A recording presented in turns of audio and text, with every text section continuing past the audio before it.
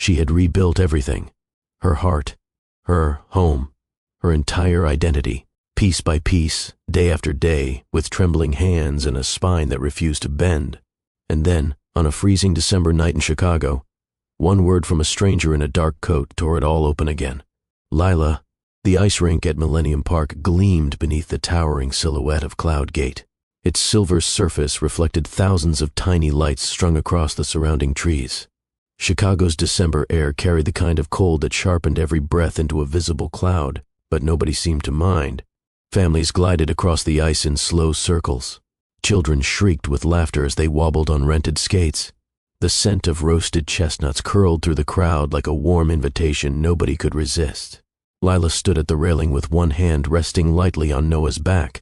Her son leaned forward on the tips of his boots, mesmerized by the skaters spinning in the golden glow. His brown eyes followed every movement with the kind of reverence only a 4-year-old could offer to something as simple as people gliding across frozen water. "Mama, I want to go fast like that one," he said, pointing at a girl who twirled effortlessly near the center of the rink. Lila smiled, brushing her gloved fingers across the top of his wool hat. "Maybe next year, baby, when your legs get a little longer." He pouted, but not for long. A vendor nearby was handing out candy canes, and Noah's attention shifted instantly, pulling Lila gently by the sleeve toward the red and white striped display. She laughed softly and let him lead. She felt calm, genuinely calm, a feeling she had learned to trust only recently, after years of earning it through sleepless nights, silent prayers, and a kind of perseverance most people would never see. This moment, this ordinary evening surrounded by holiday noise and her son's laughter, was everything she had fought to build. She held it the way you hold something fragile, carefully, gratefully, with both hands. But just as she knelt to unwrap a candy cane for Noah, a voice landed behind her like a stone dropped into still water. "Lila." Her fingers stopped moving. The wrapper crinkled softly in the sudden silence between her heartbeats. She didn't need to turn around. She knew that voice. She had heard it in her dreams for years, sometimes tender, sometimes accusing, always uninvited, always the one voice she wished she could forget but never could. "Idris." She stood slowly, her spine straightening as though something inside her needed to brace itself before she could face what was behind her. When she turned, the man standing 6 feet away looked like someone the city had chewed up and polished at the same time. Tall, broad-shouldered, dressed in a dark overcoat that probably cost more than 3 months of her rent, but his eyes told a different story entirely. They were hollowed by something money couldn't fix. They glistened in the lights like he was holding back a flood that had been pressing against the walls of his chest for years. 4 years. 4 full years since he vanished from her life, without so much as a goodbye she could hold on to. 4 years of raising Noah alone. 4 years of learning how to breathe without the man she once believed would be her forever. Noah tugged at her coat. "Mama, who's that man?" The question was innocent, weightless, a child's natural curiosity about a stranger staring at them in a crowd, but it struck Idris like a physical blow to the center of his chest. His lips parted, but nothing came out. Not a sound, not a syllable. His gaze dropped from Lila's face to the small boy at her side, and something behind his expression collapsed.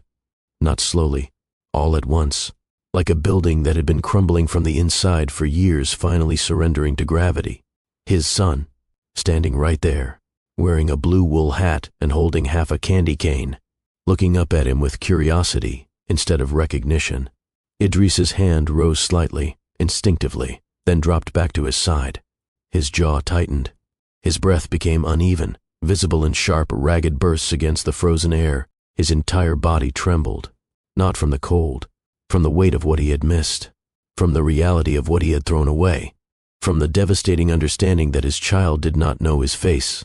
Lila pulled Noah closer, not aggressively, protectively, the way a woman moves when her world shifts without permission. "We need to go," she said, her voice low and controlled, steady, even though every nerve inside her was firing at once. "Please," Idris whispered, his voice cracking like something fragile under pressure. "Please don't walk away. Not yet." But Lila had spent 4 years learning how to walk away from things that hurt her, and she wasn't about to unlearn it tonight. "Now let me pause right here and ask you something important. Have you ever rebuilt yourself from the ground up, only for your past to appear without warning?" Have you ever stood face to face with the person who broke you while your child held your hand and looked up at you for answers you didn't have? Have you ever had to stay steady when everything inside you was shaking so violently you couldn't tell the difference between anger and grief? Because this wasn't a casual run-in. This wasn't two old friends reconnecting over holiday punch. This was the man who disappeared before he even knew a child existed. This was a woman who raised that child alone, through morning sickness, through labor, through sleepless nights and empty bank accounts and moments where the loneliness pressed so hard against her ribs she couldn't breathe. And this was a little boy who had no idea he was standing 3 feet away from his father. So take a breath. Feel this moment. Because this is where the story truly begins. Before we go deeper, if you believe in the kind of stories that challenge your heart and make you think about love, loss, and what it means to truly show up for the people you care about, hit that subscribe button and join the Infinite Love Tales family. Your support helps us share stories that matter. And trust me, this one is going to stay with you long after it ends. Now, let's go back, 4 years earlier, to the night that started everything. The gallery on Michigan Avenue buzzed with quiet elegance. Wine glasses clinked softly. Heels clicked across polished floors. The evening crowd drifted through the space with the kind of rehearsed admiration reserved for people who attended openings more for the atmosphere than the art. But the art was undeniable. One piece in particular commanded the center wall, a massive mural of a woman rising from deep water. Her arms were extended, her face lifted toward an unseen sky. The colors bled into each other with fierce intention, cobalt pouring into amber, amber melting into magenta, magenta dissolving into white, as though the woman in the painting was becoming light itself. Lila Durand stood in front of it, 25 years old, brown skin glowing beneath soft gallery lighting. Her hair pulled back loosely, her hands clasped behind her. She wasn't performing confidence. She was quietly living inside a moment she had earned through years of work, doubt, and relentless devotion to a craft that most people told her wouldn't pay the bills. She didn't notice him at first. Idris Calloway, 31, was one of Chicago's most talked-about real estate developers. A self-made billionaire whose company had reshaped entire neighborhoods on the South Side, turning abandoned lots into mixed-use complexes, community spaces, and commercial corridors. He had been featured in magazines, profiled on business panels, and celebrated at galas where people spoke about him in superlatives. But tonight, he wasn't thinking about development deals or zoning permits. He was staring at a painting that made him feel something he hadn't felt in years. He crossed the room toward her, not with the swagger of a man accustomed to commanding attention, but with the quiet, almost hesitant pull of someone genuinely moved. "This piece," he said softly, standing beside her. "She looks like she's fighting to breathe." Lila glanced at him, then back at the painting. She already knows how to breathe. She's fighting to be seen. That single exchange opened a conversation that lasted 3 hours. They talked past the champagne and beyond the crowd. He told her about the buildings he designed, not with pride, but with a restless dissatisfaction, as though nothing he constructed ever quite felt like enough. She told him about painting, how it was the only place she felt fully honest, the only space where she could say things she didn't have language for anywhere else. There was a gravity between them that neither of them named, but both of them felt. A recognition, a frequency, the kind of connection that doesn't introduce itself politely. It simply arrives fully formed and dares you to ignore it. Over the following months, they fell into each other's lives with a velocity that should have frightened them. Late dinners at dimly lit restaurants, long drives along Lake Michigan, where the city lights reflected off the water in trembling lines. Mornings tangled in each other's warmth, whispering futures neither of them had imagined with anyone else. He told her things he'd never spoken aloud, about his father, a man who chased deals across continents while his family waited at home for a presence that never fully arrived, about his mother, elegant, composed, socially flawless, but emotionally hollow, a woman who entertained guests with grace but rarely touched her children with affection. Love, Idris confessed one night, was something he never learned. It was something he feared he might never be good at. Lila listened without judgment. She held his words the way she held a brush, gently, with intention. And then she told him about Aunt Roslyn. Roslyn was the woman who raised her after her parents passed in a car accident when Lila was 7. Roslyn worked 2 jobs, prayed every morning, and poured every ounce of herself into making sure her niece grew up knowing she was loved, capable, and worthy. She was the steadiest person Lila had ever known. Her voice still echoed in Lila's mind whenever life pressed too hard. "Roslyn always said the same thing," Lila murmured one night, her head resting against Idris's chest. You can't outrun your own heart, baby. Sooner or later, you gotta sit with it. Idris went quiet when she said that. She thought he was moved.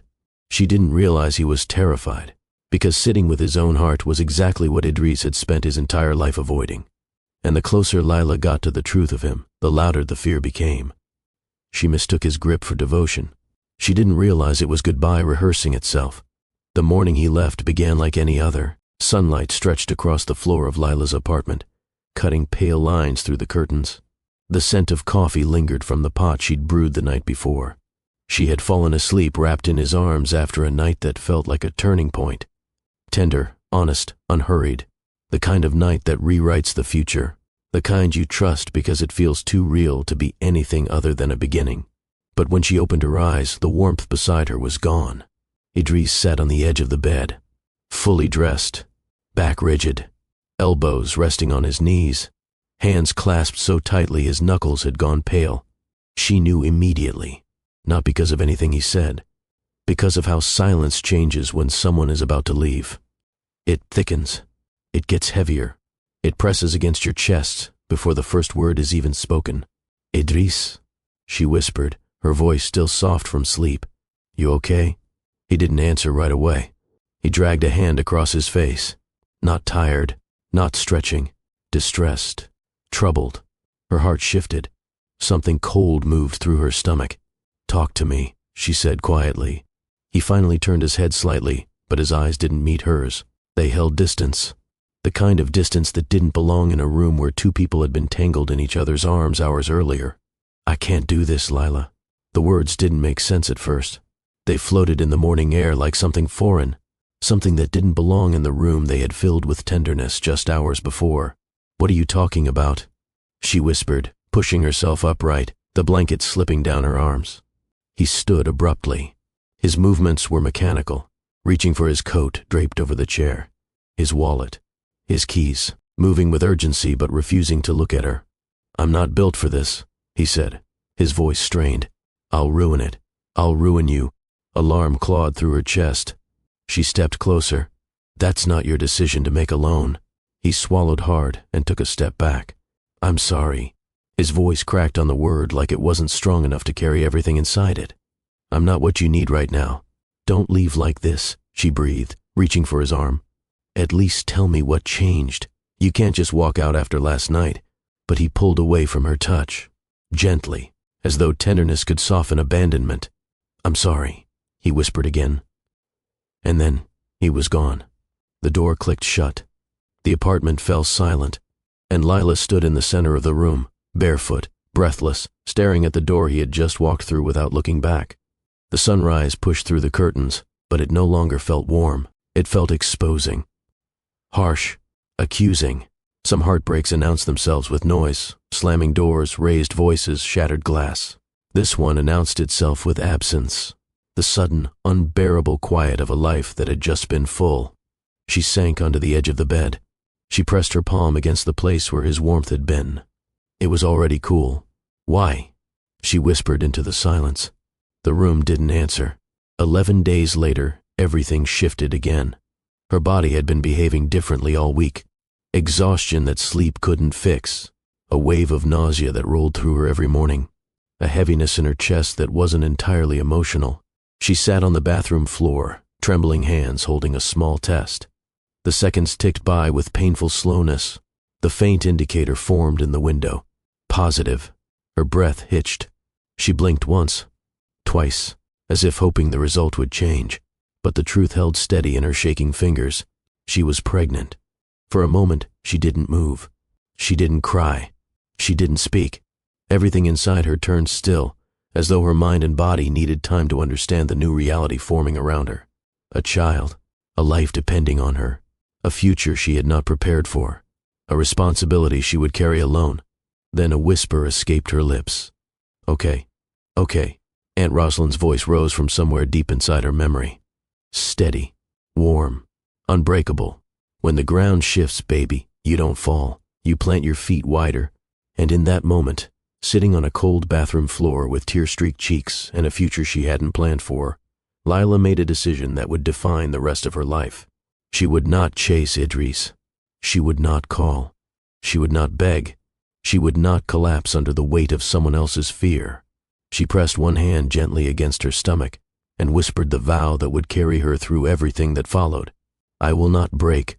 The months that followed reshaped Lila Durand from the inside out. Morning sickness bent her over bathroom sinks at dawn, while the city outside her window hummed with indifference.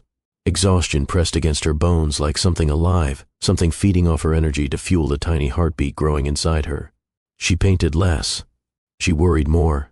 She ate crackers at 3 a.m. while staring at the ceiling of her apartment, whispering reassurances to a child who couldn't hear her yet but somehow needed to. Her first prenatal appointment was the loneliest hour of her life. She sat in the waiting room surrounded by couples, partners holding hands, rubbing each other's backs, smiling with nervous excitement. Lila sat alone, her hands clasped in her lap, her jaw tight, her eyes fixed forward. But when the ultrasound revealed a heartbeat, fast, steady, unmistakably alive, something inside her broke open with joy so fierce it startled her. The technician turned the screen slightly and pointed. There he is, a boy. Her boy. Tears fell before she could stop them. Not from sadness, not from fear. From a love so sudden and overwhelming, it felt like being born again herself. She named him Noah, a name that meant motion, movement, because from the moment she learned he existed, her entire life began to move forward. She wrote a vow in a small notebook that night, sitting cross-legged on her bed with damp cheeks and steady hands.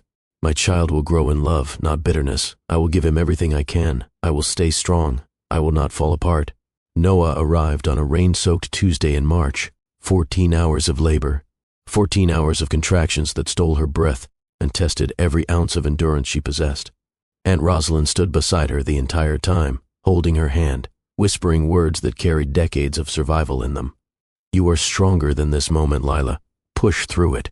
And she did. When they placed Noah on her chest, tiny, warm, wailing with the full force of his new lungs, the entire world reorganized itself around one singular truth.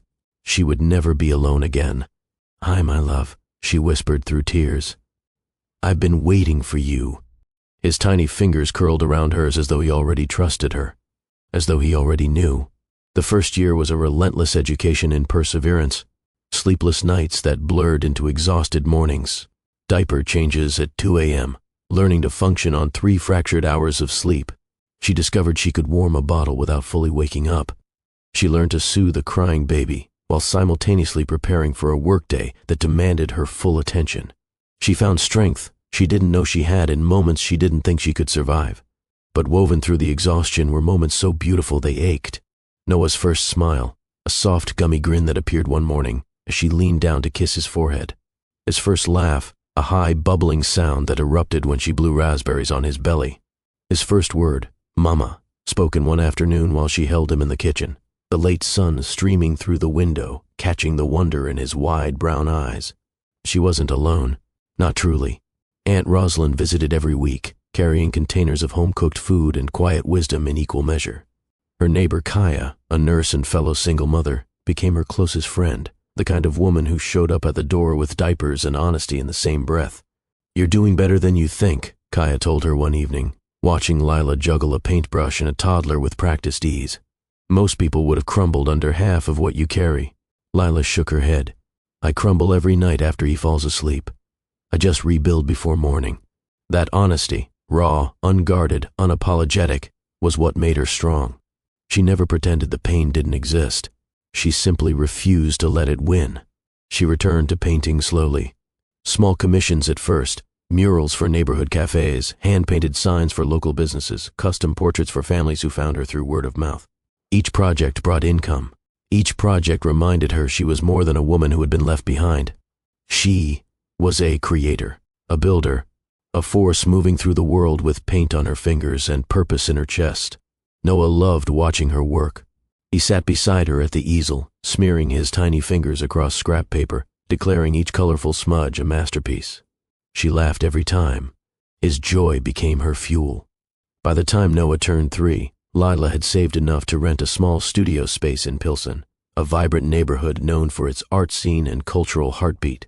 She transformed it into both a workspace and a tiny storefront, selling prints, hand-painted children's apparel, and custom pieces that blended her bold style with warmth and accessibility. The studio became a gathering place. Mothers stopped in with strollers. Teenagers asked about apprenticeships. Local journalists featured her in neighborhood spotlights. Slowly, steadily, Lila Duran became a name people recognized, not for tragedy, but for triumph. One evening, while organizing her studio after hours, she found an old photo tucked inside a drawer.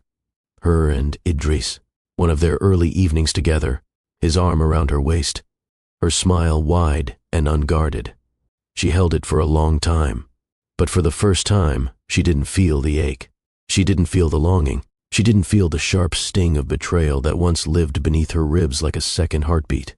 She felt something else entirely. Reflection. "You were part of the story," she whispered softly. "But you're not the whole story." She placed the photo face down on the desk and walked away. Not in anger, in peace. She had become the kind of woman her son would one day be proud of. She was no longer defined by heartbreak. She was defined by the strength she poured into every single day. If Lila's journey is hitting home for you right now, if you've ever had to rebuild yourself when no one was watching, when no one was clapping, when the only audience for your strength was the ceiling above your bed at 3 in the morning, drop a comment below. Tell us your story. And if this is your first time here, welcome to Infinite Love Tales by Mr. White. We don't just tell stories, we tell your stories. Hit subscribe so you never miss one. Because while Lila was building a life worth living, across the city, the man who left her was falling apart. The penthouse in the Gold Coast district overlooked the entire Chicago skyline.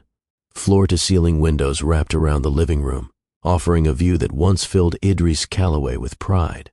Endless buildings, glowing lights, the hum of the city's energy pulsing far below like a heartbeat he once believed matched his own. Now the view felt distant, cold, a mirror reflecting the emptiness he carried inside every room he entered. His home was spotless, decorated with minimalist furniture and artwork selected by a designer he'd met once. Everything looked perfect, curated, expensive, and every square foot of it felt hollow. He loosened his tie after returning from another board meeting, another day filled with decisions, negotiations, and praise from executives who believed he had everything under control. His company had doubled in value over the past 3 years. His name appeared on Forbes lists and magazine covers. His calendar overflowed with investor dinners, charity galas, and conference calls that stretched across time zones. But when the elevator doors closed each evening and he rose alone to his empty home, the silence returned. Thick, accusatory, unrelenting. He walked to the kitchen and poured a glass of sparkling water. Even the sound of the fizzing faded too quickly. He leaned against the marble counter and stared at nothing. The refrigerator hummed. The city sparkled outside. And the most successful man in the room had never felt more alone. 3 years. 3 years since he walked away from the only woman he ever truly loved. 3 years since the morning he panicked and left without understanding the full damage he was causing. He thought burying himself in work would silence the regret. It didn't. He thought dating casually would distract him. It didn't. He thought time would make him forget. It didn't. Instead, the silence grew heavier. Loneliness settled deeper. Regret rooted itself in places he could no longer ignore. One afternoon, after a particularly tense boardroom session, he found himself scrolling through old photos on his phone. Corporate events, vacations, charity galas, smiling faces of people he barely remembered. And then he reached the folder he had avoided for years. The photos from his time with Lila. Her smile, his arm around her waist, the warmth in her eyes. The softness of a night that felt like the beginning of a life he desperately wanted, but was too afraid to claim. Why did I walk away? He whispered to the empty kitchen. He knew the answer. Fear. Not fear of Lila. Not fear of love. Fear of himself. Of failing as a partner. Of repeating the patterns etched into his DNA by a father who was never present and a mother who was never warm. Love was something he watched fail from the front row of his childhood. And he was terrified. No. He was convinced that he would do the same, but running didn't erase that fear. It amplified it. It turned a quiet doubt into a screaming certainty that he had made the worst decision of his life.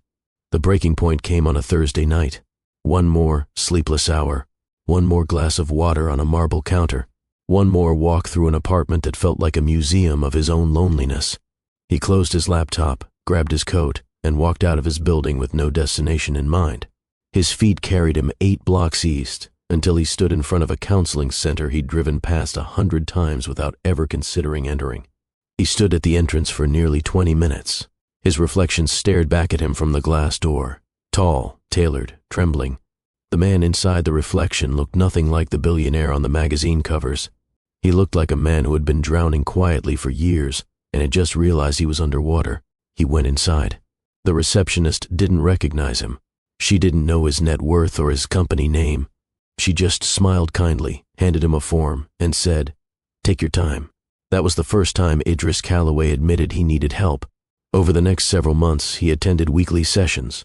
He talked about his childhood, about his father, a man who crossed oceans for business but couldn't cross a hallway to say goodnight, about his mother, who set beautiful tables for guests but never set aside time for her own children, about the belief, buried so deep it felt like bone, that love was something he would inevitably destroy. "I left because I thought she deserved better," he confessed one session, his voice barely above a whisper. His therapist leaned forward gently. "And did you ever give her the chance to decide that for herself?" Silence. "What did you take from her when you walked away?" Idris didn't answer. He couldn't. The truth was too heavy to hold and too sharp to speak. But slowly, painfully, through months of uncomfortable honesty, he began to understand. Vulnerability wasn't weakness, running wasn't protection, and the fear of becoming his father had led him to do the one thing his father did best: disappear. Outside of therapy, he began volunteering at a children's hospital downtown. At first, he chose tasks that kept him at a distance, organizing supply closets, handling paperwork, sorting donations. But one afternoon, a young boy in a wheelchair tugged at his jacket sleeve and held up a crayon drawing. "You look sad," the boy said simply. "This is for you." It was a stick figure family, a tall father, a mother, and a small child between them, holding both their hands. Idris took the drawing with both hands and thanked the boy quietly. Then he walked into the hallway and pressed his back against the wall, breathing in sharp, uneven pulls. His eyes burned. His chest ached. That drawing stayed in his coat pocket for weeks. He touched it every morning like a prayer, like a reminder of everything he had lost, everything he still longed for, everything he was terrified he could never get back. And then, one night, the realization that changed everything. He was sitting on his couch, exhausted, scrolling his phone. He passed the old photos of Lila again, but this time, he didn't swipe away. He pressed the screen and enlarged the image, studied every detail.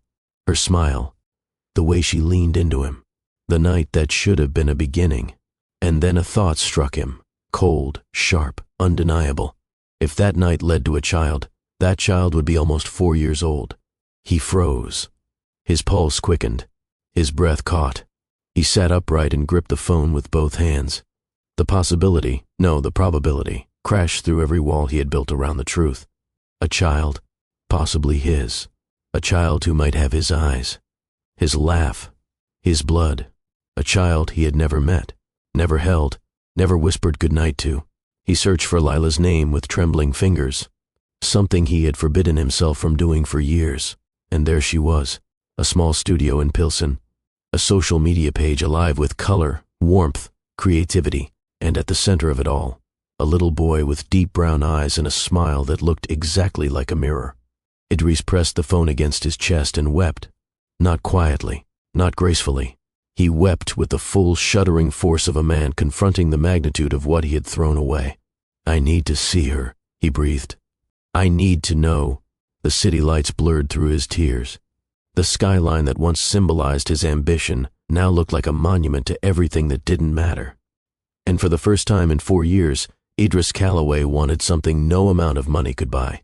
He whispered softly into the empty room, "Lila, I'm coming back. Now I want to pause right here and ask you something real. Do you believe people can truly change? Do you think regret, genuine bone-deep regret, is enough to earn a second chance? Or does walking away from someone who loved you disqualify you forever? Think about that. Sit with it. Because what happens next will test everything you believe about forgiveness, accountability, and the true cost of fear. And if you haven't already, hit that like button. It tells us this story matters to you. December in Chicago always carried a special kind of magic. The kind that settled over the city like a blessing. Lights draped across storefronts, wreaths hung from brownstone doors. The L train rattled past buildings dusted with frost, and the wind off Lake Michigan carried the faint sound of carols drifting through the street. For Lila, this was the most peaceful season, a time to breathe, a time to reflect, a time to hold Noah's hand and walk through the world she had built with gratitude instead of grief. Noah was 4 now, old enough to understand the magic of Christmas, old enough to gasp at the lights strung across Millennium Park, old enough to ask for hot chocolate with extra marshmallows and to believe that the world was made of wonder. They had spent the afternoon at the park, watching skaters glide across the rink while the city glowed behind them. Noah bounced from vendor to vendor, pointing at toy trains, tugging Lila toward a display of gingerbread cookies, laughing at the sound of jingle bells being rung by a man dressed as an elf near the fountain. Lila watched him with the kind of love that doesn't need words, the kind that lives in the way a mother's eyes soften when her child laughs, the kind that grows stronger with every year, every bedtime story, every whispered promise in the dark. "Mama, candy." Noah pointed at the vendor. She laughed. "One, baby. Just one." She knelt beside him, pulling a candy cane from the jar and beginning to unwrap it carefully. The cold air nipped at her cheeks. Music played somewhere behind them, a soft chorus of Silent Night drifting through the holiday haze. And then the voice. It came from behind her, low, trembling, painfully familiar. "Lila." Time bent. Sound folded. The world around her, the lights, the laughter, the music, all of it pulled back like a tide retreating before a wave. She stood slowly. Every muscle in her body tightened. She turned and saw him standing 6 feet away. Idris Calloway. The man who had walked out of her apartment 4 years ago and never looked back. He looked different. Not older exactly. Heavier. Not in body. In spirit. His dark coat was immaculate, his posture deliberately composed. But his eyes were shattered glass. Red-rimmed. Wet. Full of a grief so visible she could almost touch it. He opened his mouth, but no words came. His gaze drifted slowly downward to the small boy standing at Lila's side. Noah looked up at the stranger. Curious, unafraid, blinking beneath his blue wool hat. "Mama, who's that man?"